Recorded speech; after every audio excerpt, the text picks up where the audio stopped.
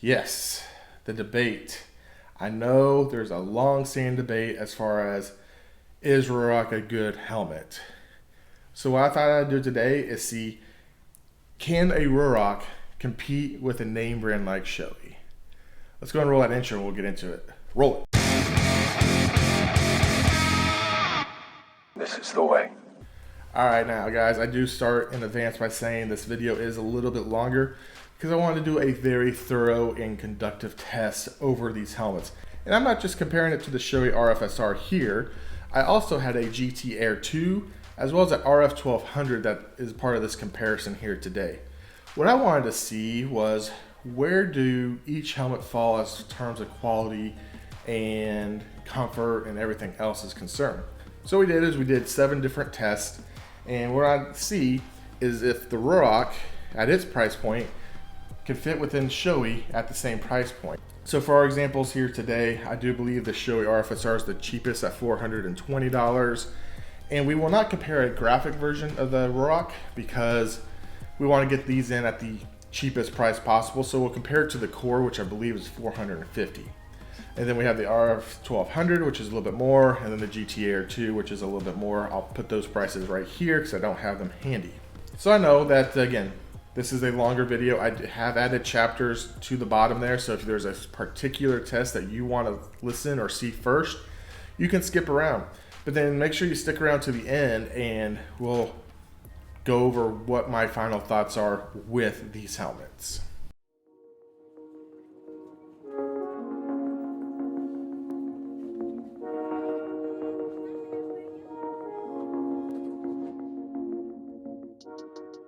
The first test we'll be measuring today is the overall size of the helmet. The size of the helmet will determine just how much bobblehead you'll have when you're riding down the road. We are using the biggest shell size for each of the helmets. First up is the Shoei RF-SR. Around the helmet we measured at 38.00 inches and front to back was 42.25 inches.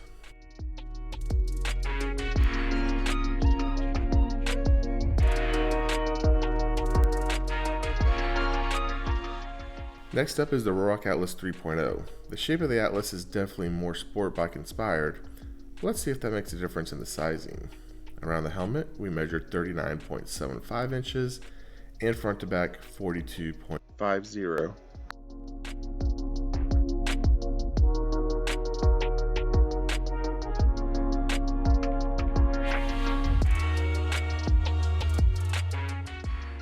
The Shoei GT Air 2 is the next competitor. It's the highest price of our helmets here today, but that might not translate to the best. The first measurement comes in at 39.00 inches with a front to back measurement of 43.00.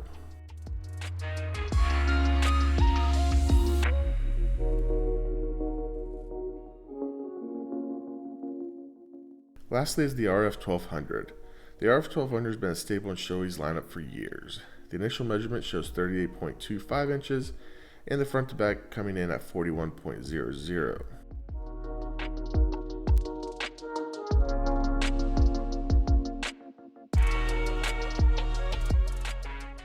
First place for this test I'm going to give to the RF-1200.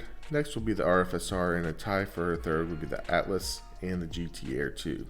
They share a similar overall sizing.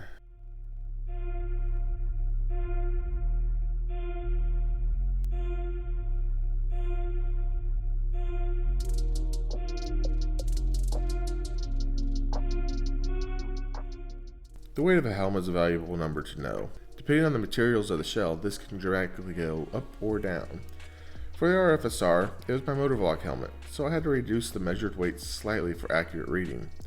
Subtracting out 0.25 ounces for the chin mount, 0.50 ounces for the mic, and 3.5 ounces for the Sena, its net weight was 3 pounds, 12.75 ounces.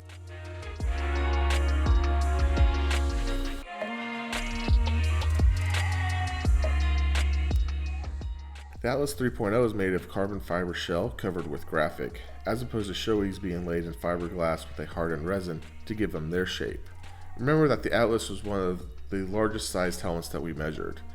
It's a little amazing to be pretty light at 3 pounds, 12.5 ounces. The Shoei GT-R2 is like the Atlas and was one of our largest competitors. There is some added weight on this helmet due to the drop-down visor. The helmet was also used for motovlogging, so we subtracted out 0.25 ounces for the camera mount and 0.50 ounces for the mic. The net weight comes in at 3 pounds, 14.25 ounces.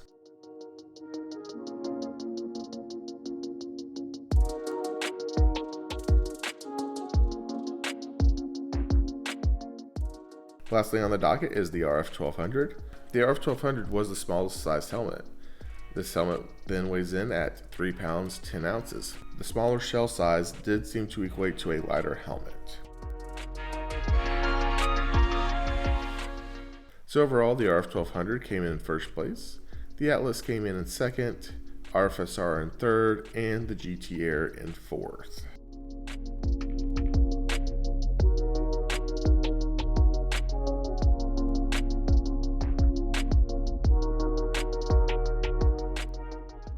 The RF-SR padding is a pleasant shock being the cheapest helmet today. There is adequate foam in the cheek pads and the lining of leather and cloth does feel nice against the face. The chin guard is one area that needs improvement as it tends to flop up against my chin while riding. The Atlas has had a bad reputation for its padding since its launch for the 3.0. It was advertised as a premium lining, but is it? The padding does supply a good fit on the helmet, albeit not nearly as dense. The jersey mesh is a new experience and one that I welcome in the future. The chin curtain and liners don't always slip into their appropriate spots, so that will drop the ratings of this one slightly.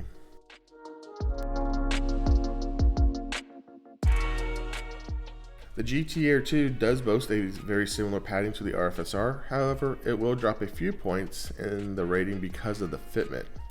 The fitment is quite a bit tighter than the RF-SR, even though both helmets are made for the same sized head. Quality pieces though, and there is no doubt with them snapping back into their appropriate place.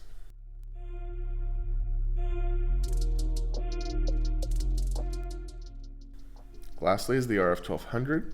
The RF-1200 has been leading the pack until now. The padding quality is fine, just like the other two Shoeis, but again, for the same size head, the helmet is a very tight fit. The helmet does fit, but it does take some adjusting of your ears when you slide it on. When riding and walking around, it was also the most uncomfortable. I think slightly thinner pads would have helped their case. So for the padding, we gave the RF-SR first place, the GT-R second place, the Atlas at third place, and the RF-1200 at fourth place, mainly just due to how uncomfortable it was to have that one on my head.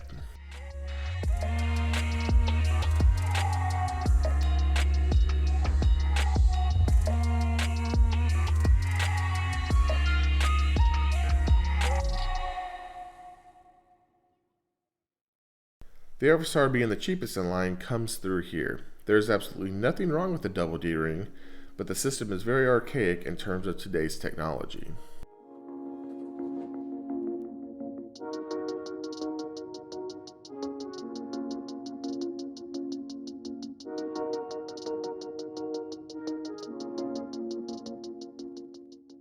The Atlas introduces to us the Fidlock system and is simply the easiest clasping helmet on the market. The Fidlock utilizes super strong magnets and it's nearly impossible to disconnect unless you pull on the tab. For those wondering how safe it is, there's a video by Fort9 where you can see that it is a very strong connection.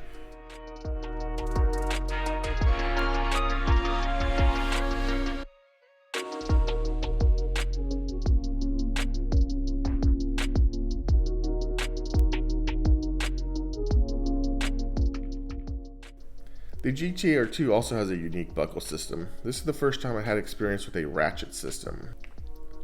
What is nice about the ratchet system is that this does allow for some on-the-fly size adjustability, whereas the Fidlock you need to size it up first. It's not as easy as the Fidlock, but still loads easier than the double D-rings.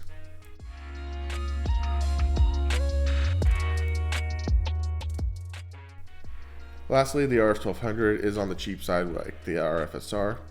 It also utilizes the double D-ring. Again, nothing wrong with that, but for street riding, these other systems offer greater innovation.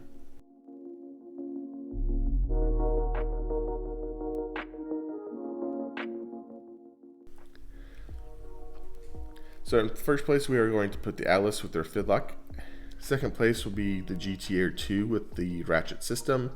And the RF-SR and RF-1200 come in and make tie for third.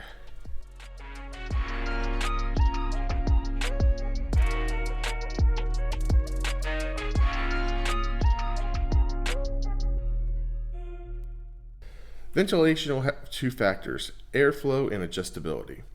The RF-SR has two top vents that can be set to either open or close, as well as a chin vent.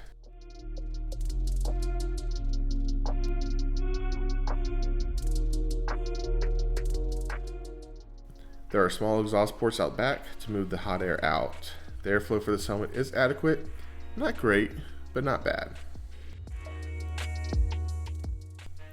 The Atlas. Oh, the Atlas. Everyone already knows where this is going. This is the only helmet with no top mount adjustability. Basically, whatever airflow is going on around you goes into the helmet. You can get plugs for these, but they are not the most user-friendly. The chin mount is adjustable from the inside and boasts some pretty decent exhaust ports. The airflow in this helmet though is bar none the best in the lineup. If you're in the warm climate and always run open vents like I do, this is going to feel great.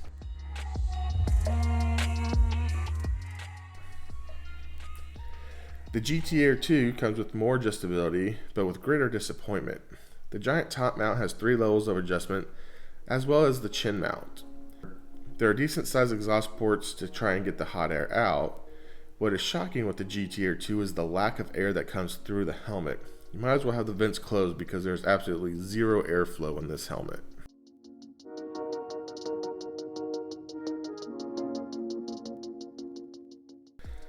The RF-1200 once again comes in strong. The top mounts offer 3 levels of adjustment, as well as an additional adjustment on the top across the brow.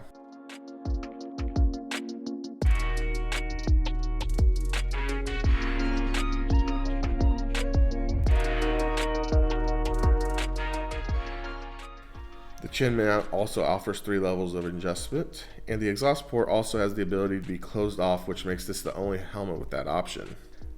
The airflow in this helmet is not as good as the Atlas, but of the Shoei, it did seem to perform the best. So for first place, we're going to give this one to the RF-1200. Second place to the Atlas because the airflow is, I feel, really good, and it does kind of overcome the vent closing mechanism not being there. Third place to the RF-SR, and then last place to the GT-R2.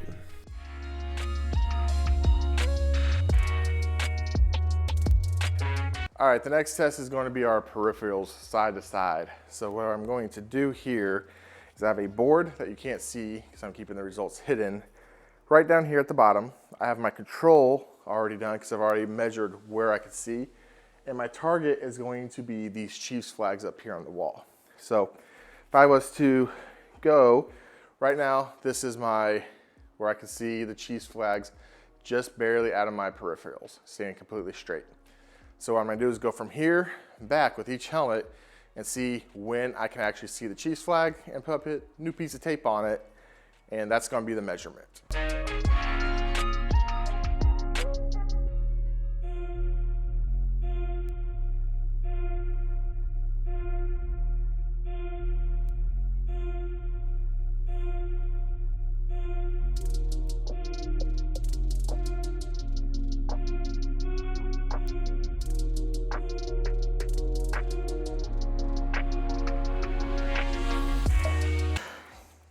So this is the result of the parallel test as far as how much I can see left and right inside of the helmet. As you can see outside the helmet here, we were able to see it way up here, and then the helmets do limit your range of sight a little bit. But the best one that we had was the Atlas, followed by the RF-1200, then the RF-SR, and then lastly, the GT-R2. I did notice the GT-R2 really seemed like a very small visor when I put that one on. So that's the results for this one. Let's move on to the next test.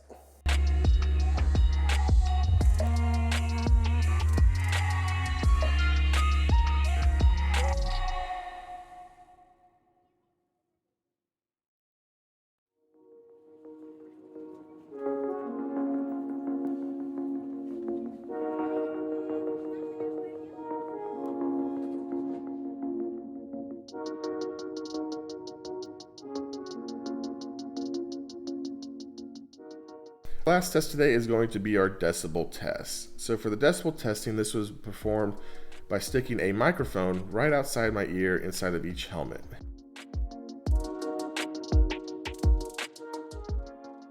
I then ran this microphone to my phone while I was running a decibel meter. The test was performed on the same road on the same day with the same wind conditions. The test lasts for 10 seconds for each helmet at a speed of 60 miles per hour. Because sound is always changing, for the 10-second segment, we have taken the average of that span. The helmets were all within a few decibels, but it was amazing as the decibel rating went up that it seemed to multiply in sound.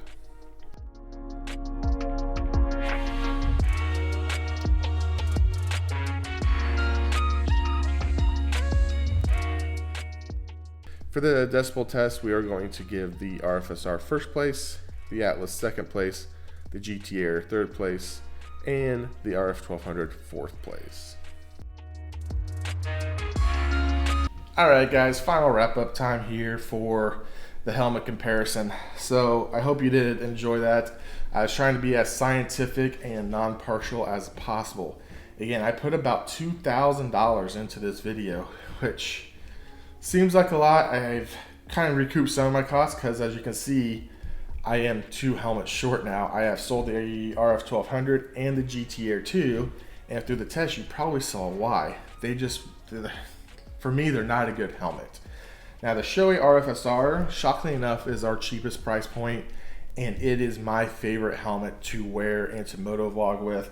It is my go-to. It's the one that I use for my Sena. It's what I use for motovlogging.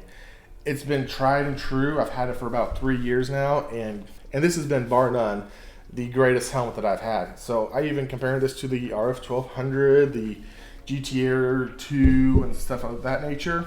It's just such a great helmet, and it's a steal at $429. Now the next helmet, second place, I am going to give it to Ruroc. Ruroc did a very good job with this helmet, especially since they have upgraded the interior padding and the airflow to make it a little bit quieter on the inside. I was shocked when I did that decibel meter test to see that this was just slightly louder than this, but that the GT Air 2 and the RF-1200 were so much louder.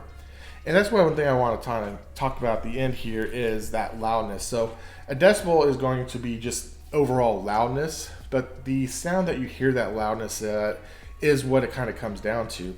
So even though the Ruroc is quote unquote a few decibels quieter than the GT Air 2, to you it might sound louder because it's more of a higher pitched decibel, whereas the GT Air 2 came through as a more bassier tone.